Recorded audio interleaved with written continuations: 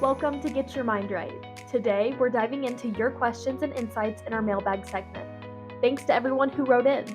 Let's open up the mailbag. Good morning and welcome to Get Your Mind Right, the world's only podcast devoted to digital marketing and merchant services sales professional. Well, hey, the calendar on the wall tells me it's Friday, and that means only one thing.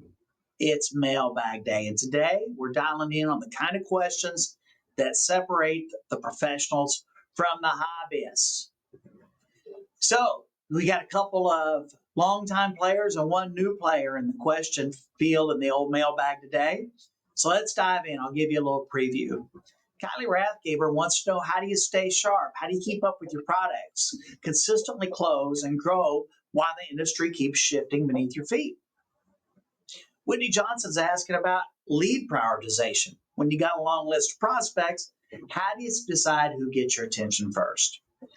And then last, Sheila Wyatt is taking us to the world of level 2 and level 3 B2B processing. What is it and how do you use it to win high volume clients? So if you're looking to close more deals, sharpen your edge and work smarter, not just harder, this episode's for you. Let's get that mind right and get to work. Question number 1, Kylee Rathgaber, Evansville, Indiana. She says, John, tell me about staying current, closing deals, and growing as a pro. I love this question, Kylee. Hers is one every top rep and top professional should be asking. In an industry that changes every quarter, how do you stay on top of your game and continue to grow? Well, Kylee, here's a little playbook for you. First of all, make learning part of your job. I suggest blocking 30 minutes a day for your own personal development. A lot of sources for it. You can read industry updates, vendor newsletters, product release notes, follow key sources like the ETA or Finextra or your own processors training center. If Evolve, for example, drops a date to a dual pricing platform or introduces a new POS feature, be the first to dig in and test drive it. Knowledge isn't optional, Kylee, it's a weapon. The best reps I know walk into meetings already knowing what the merchant needs before they even say it. Oh, and by the way, I'd be remiss on this education if I didn't say this. There's a really cool specialized podcast that drops 3 times a week. And rumor has it this same guy has a really awesome blog that drops every Monday. You might check that out too. So the second thing, Kylee, I want you to schedule time for skill building, because pros don't just practice when it's convenient. They got time set in their calendar each week for sharpening their actual sales skills. That's objection handling, it's product demos, it's competitive analysis.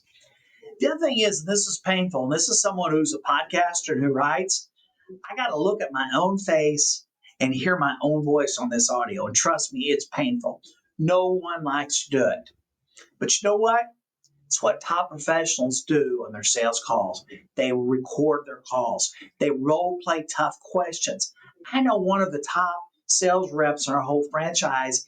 He does role playing with himself in a car when he didn't like how he handled the web meeting with the web. You got to ask yourself, okay, did I have their attention the whole time? Did I have to grab their attention back? If so, why did I lose them? Or what would a really great rep have done in this situation? Now, don't beat yourself up about making mistakes, because it's not about perfection.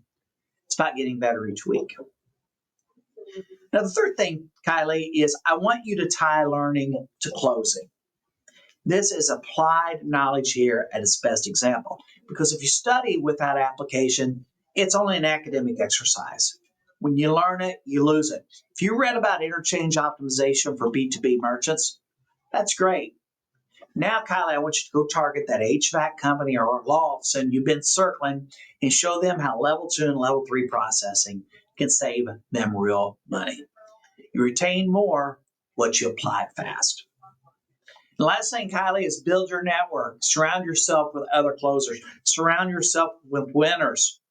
Best reps grow by being around people who are better than them. Join Slack groups. Hop on Zoom with peers. Ask questions. Share wins. You'll move faster when you're not doing it alone. The bottom line, being great in this industry isn't just about knowing everything. It's about staying curious, staying coachable, and staying active. Keep moving and commit yourself to being a lifetime learner, not just in merchant services and digital marketing, but all your endeavors. It'll keep you sharp, it'll keep you alive, it'll keep you lively. Thanks for a great question, Kylee. Now, my next question comes from Whitney Johnson from Evansville, Indiana. And Whitney says, how do you prioritize leads? Well, it's a very important topic because lead prioritization separates the busy from the productive. You can work 100 leads, Whitney, and get nowhere. Or you can work 10 the right way and close 5. Here's some tips how to do that. Number 1, identify high intent behavior. Whit, I know you've been at this a while, and you already know this. Not all leads are created equal. Someone who downloaded a pricing guide or responded to a warm intro or asked for a demo is worth a lot more than a cold list. Start with those easy to identify signals. Who's showing interest? Who's engaged with me? If you get 5 warm referrals, and on the other hand, you got a list of 40 businesses from Google, the warm ones are going to go first, always. Now, the next thing is to look for high impact accounts. You may have heard you go fishing where the fish are. It's the same thing with merchant services. You go where the volume is. $1 million a year merchant with 2 locations is a much higher impact deal than a $60,000 a year salon. Okay, very evident, but I tell you what, I know a lot of people in this business who do not get that. Always ask yourself and the merchant, what's the processing volume? Are there multiple locations? Are they stuck in a legacy system? Focus where the value and the margin is real. Now, I don't know if you do this yet or not. I know a number of reps do this very successfully in that they employ a scoring system. And it's a deal mass score. You assign values to the industry, size, responsiveness, buying signals, industry where you're strong, industry where you feel like your company and your products are specifically strong. For example, you might give that merchant a 5 for high volume. You might give them a 3 if they've asked for a quote. And you might give them a couple points if they've mentioned timeline urgency. Anything above that a certain threshold should get your attention first. And last thing, we've worked together a while. You know this is coming. Set a daily focus and a daily goal. Every day, pick your top 3 to 5 leads and make those your non-negotiables on things you're going to attack and charge at that day. Because if you chase everything, you're going to close nothing. If you go deep on the right ones, you're going to win faster. Smart reps don't just chase, they prioritize. Thank you for that question, Whitney Johnson. And my last one comes from Sheila Wyatt from Atlanta, Georgia. And she says, John, tell me about the B2B level 2 and level 3 world. Oh, I like this one, Sheila, because this isn't just a world. There's a power here with level 2 and level 3 processing. If you reps out there are not using this to your advantage, you're leaving deals and money on the table. Well, first of all, what is it? Well, level 2 and level 3 are at its base and core level, they're enhanced data submissions for B2B and government transactions. And when you process those types of cards with additional detail, such as invoice numbers, tax ID, item descriptions, your merchant qualifies for lower interchange rates. That's savings for the merchant while preserving your margin, and it also differentiates you from your competitors. Now, why does this matter, Sheila? Well, it matters because merchants who invoice other businesses, think about commercial construction, logistics, wholesalers, manufacturers, they're paying B2B interchange rates by default, and they're usually higher than what they need to be. So, Sheila, when you walk in and you show them how to drop their effective rates by 30 to 60 basis points just by collecting more data, you're going to blow away the competition. Now, how do you pitch this?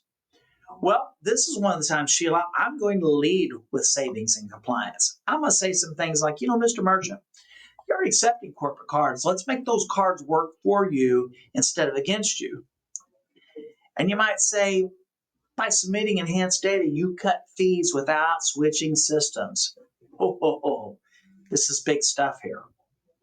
Now, Sheila, who do you target here? Well, There's rich targets here. I'm going to go after law offices. I'm going to go after medical supply vendors, industrial wholesalers, any business that regularly bills B2B clients. And you know what, Sheila, all these have in common? They typically tend to be big merchants. Now, here's your super bonus. Sheila, I want you to combine this product that does a lot of these features and functionalities I described automatically. I want you to combine it with dual pricing, because for the right merchant, you can combine dual pricing at the front end of the level 2, level 3 optimization and at the back end. Now they're saving on both customer and business facing transactions. Sheila, that's a big win. And you know what? She was right, and it was good to bring this up, because mastering level 2 and level 3 is how you win on strategy and product functionality, not just rate. Thanks for that question, Sheila. Folks, that wraps up another mailbag. Now you know how to stay sharp in a fast-changing industry. You know how to focus your efforts on leads that matter and how to turn that level 2, level 3 knowledge into a closing edge. So what's next?